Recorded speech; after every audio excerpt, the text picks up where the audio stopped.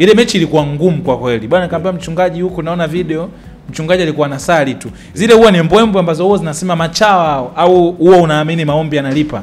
Unajiattach na Mungu kwenye maombi yako. Kwanza kuomba, mechi nyingi naziombea, ndio ukaona kina Mwamposa wanakuja, kwa kina nani wanakuja sababu ushaona kwamba njia tayari ishachonga. Mwamposa alivyoiombea Simba. Wote walikuja kwa sababu mimi nishaanzisha. Nasikia Simba mnabaniana sana kupeana michongo. Yaani utasikia bwana benki fulani imewapa mashabiki wa Yanga. Unajua haya mambo. Lakini Simba huko nasikia nyie ngumu sana. Na nasikia juzi tu mmepigana, kuna dili moja lilikuwepo. Ni kweli mnabaniana, klabu haiwapi michongo nyinyi mashabiki wake wa karibu? Huu ni rahisi kuona viongozi wa serikali kuliko kuona viongozi wa Simba.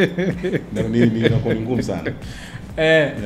Yaani na nikueleze, kuna watu wengi sasa hivi wanaongea lakini sio wanachama. Labda ukiachana mambo mengine, unaamini mfumo uliopo ni sahihi?